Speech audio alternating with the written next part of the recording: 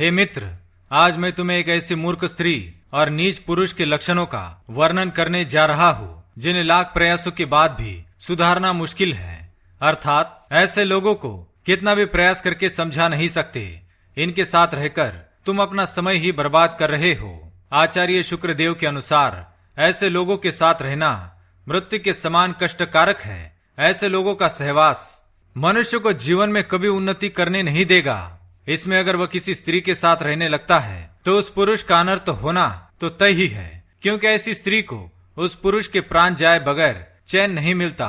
ऐसी स्त्री विषैले सर्प की तरह उसे जीवन भर डसती रहती है। चाहे तंत्र मंत्र सिद्धि वाले तांत्रिक को बुलाया जाए या फिर स्वर्गलोक से वैद्य को भी बुलाया जाए तो भी उस स्त्री की बीमारी को ठीक नहीं किया जा सकता।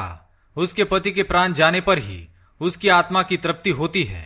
चाहे इसे ग्रह का दोष कहा जाए या वास्तु दोष या राहु केतु का प्रभाव या शुक्र ग्रह अत्यंत ही कमजोर हो, जिस कारण आपको ऐसा जीवन साथी मिलता है जो आपके जीवन को नरक ही बनाकर रख देता है।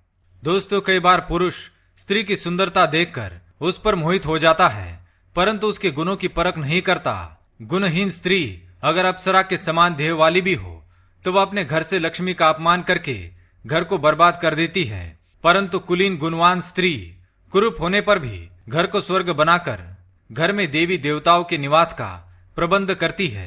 अतः जब भी विवाह के लिए स्त्री का चुनाव किया जाए तो उसके गुणों की ही परख करनी चाहिए। जो स्त्री पतिव्रता हो, गृह कार्यों में दक्ष हो, बड़ों का सम्मान करने वाली हो, अच्छे वस्त्र धारण करके देव पूजा करने वाली हो, ऐसी ही स्त्री विवाह के लिए उत्तम है।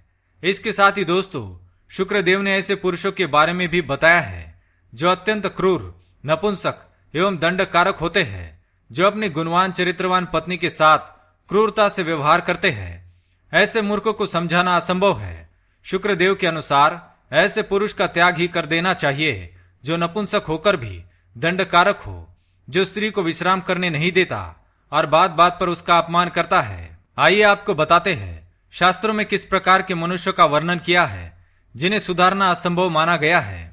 शक्यो वारयितुम जलेन हुत भुक छत्रेन सूर्यातपो नागेंद्रो निशितांकुशेन समदो दंडेन गोगर्धभो व्याधिर्भेषज संग्रहेश्च विविधैर मंत्र प्रयोगैर विषम सर्वस्योषधमस्ति शास्त्र विहितम मूर्खस्य नास्त्योषधम। इस श्लोक के अनुसार अग्नि को जल से बुझाया जा सकता है, तीव्र धूप में छाते द्वारा बचा जा सकता है, जंगली हाथी को भी एक लंबे डंडे की मदद से नियंत्रित किया जा सकता है, गायों और गधों के झुंड को भी छड़ी से नियंत्रित किया जा सकता है।